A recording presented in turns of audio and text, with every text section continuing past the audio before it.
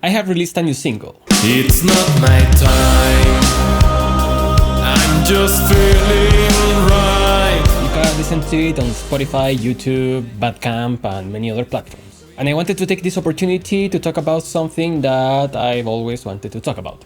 That is mix bus processing. I don't know if it's an interesting topic for you, but it is for me. Processing your mix bus is crucial to get a good final result. But if you do it wrong, you can kill your mix. So I'm going to share with you my approach to mix bus processing and the things that I do. By the way, if you end up finding this information useful, please subscribe to the channel and give a like to the video. Okay, so first things first, you don't have to put anything on the mix bus if you don't want. This is a mixing process, and because of that, there are no specific rules, just different types of workflow. I like to process my mix bus, but even then, my process is going to be really different from other people. But still, there can be some common grounds, and this video can be a little bit of inspiration for you.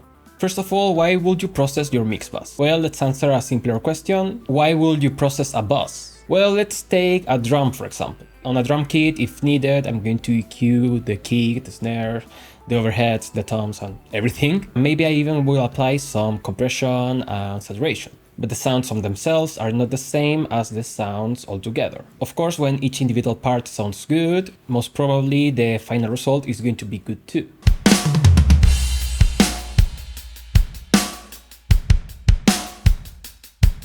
But as the drum kit is also sound on its own, as a whole, sometimes it's good to add some stuff to everything at the same time. I hope I'm making sense with this. So let's make a bit of an example. Right now, what I like to use on my drum bus is Pulsar's Massive, which is an emulation of the Massive Passive. So I will add low end and high end, that's a smiley face EQ, which is always great for drums.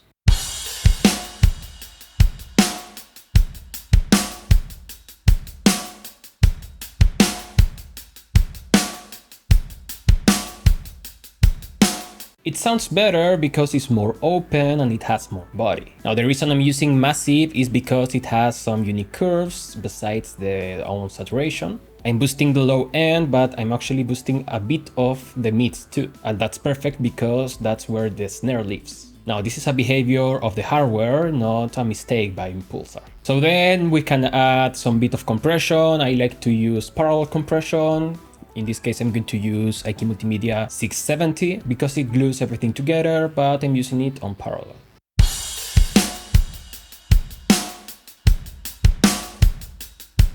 I hope with this example you understand why bus processing is nice. So let's go to see what we can do on the mix bus. As you can guess, I'm going to use my new single, which you can listen with the links on the description. So let's listen to the original signal. It's not my time, just feeling right. Chosen away in this game we play. I won't go back. I will start by applying some compression. This is often referred to as glue compression because it's going to make everything fit together better. The way I like to visualize it is by doing this gesture, like this. It's going to take care of the peaks and also is going to lift a little bit of the quiet parts. But of course, the idea is to keep it subtle. I often aim for less than 4 dB of gain reduction. I use different compressors for different purposes, but of course I have my favorites. The one I used to use the most was Comp Diode by Arturia, because it has this feature of separating the left and the right channels. This will give you a different kind of stereo image. And it also glues everything together nicely. It's not my time, just feeling right. Chosen away in this game we play. I won't go back. Now if I want more punch, I will use the SSL compressor. I'm just getting fine, fading away in this game we play. And currently I'm experimenting with Pulsar Move. And by the way, Pulsar gave me access to these plugins, but that's only because I really like them. I've been wanting to use them on my productions for a long time ago. What I like about Pulsar Mute is that it also has this left and right separation, but of course also because it's a great analog emulation. It adds a little bit of color and it's something quite nice. Usually I set the attack to be from the mid to the slow setting and the release to be the fastest.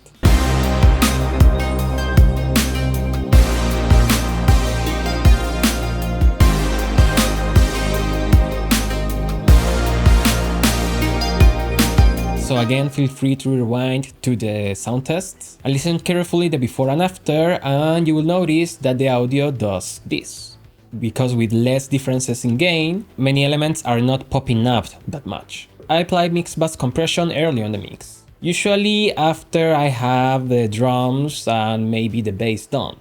This way I take off the transients and I can work with that, feeling the next elements like as they are belonging. Now after the compressor, I go for an EQ. The philosophy of the EQ is pretty simple, it's similar to a drum bus, which is the smiley face EQ. This again can add punch, body and air to the sound, which in terms of the mix bus can really be convenient. Once again, it's all about taste. The thing that I'm using now is Pulsar Massive, because I like the sound it has, and if I find that the low end is boosting too much of the mids, I just can change the shape. Of course, let's listen a before and after.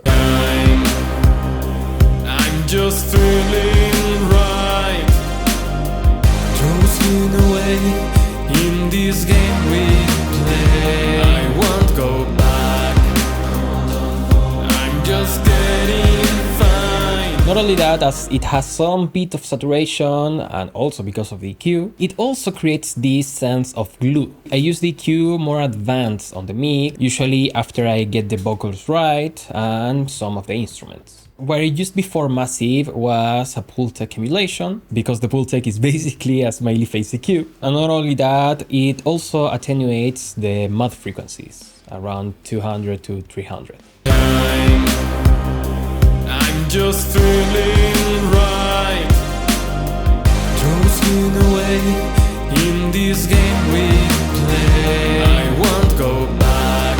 Now, how you can know which frequencies to boost, be it Massive, Pultec or any other EQ? My advice is that, for instance, you choose a frequency on the lows and you boost a little bit more than you will do. If you hear that's getting muddy or even muffled, then you may need to go below the frequencies. And if you go too low and you don't feel that you're enhancing the sound of the bass and the kicks, then maybe you need to lift a little bit. Usually my sweet spot is between 30 Hz and 60 Hz. It's not my time, I'm just feeling right, toasting away in this game we play. I won't go back, I'm just getting fine, fading away. On the high end is a little bit similar, boost a little bit more than usual and listen to the harshness. If it's too harsh, you should go up on the frequency spectrum.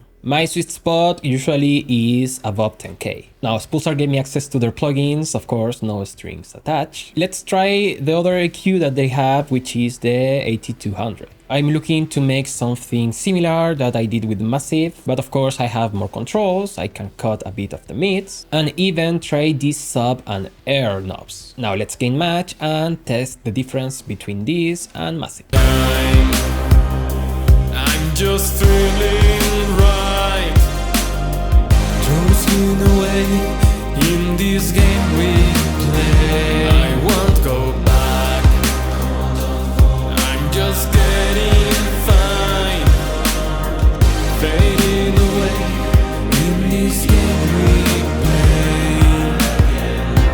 Which one do you like the best? Let me know in the comments. Finally, I usually do one more thing to my mix, and this is something that I do on the final stages of the mix, when everything's processed and maybe I have to do some small adjustments. I usually go for a tape emulation, but basically here what I'm trying to do is to emulate analog summing. I don't want to start a fight between analog and digital and emulations, it's just the way I like to see it. It's my final glue effect and it can add a little bit of saturation if you use it right. It's something that's not noticeable, but you feel everything fits together better.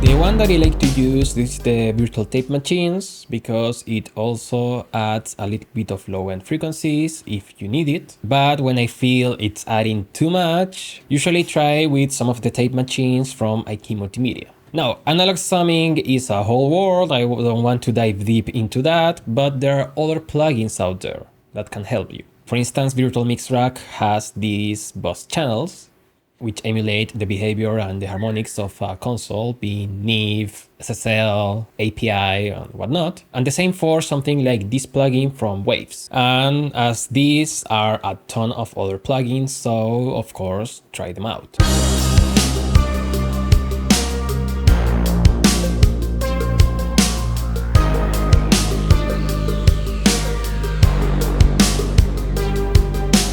The idea of Mixbus is that you try different stuff, so you build the sound you want. It's not my time, I'm just feeling right.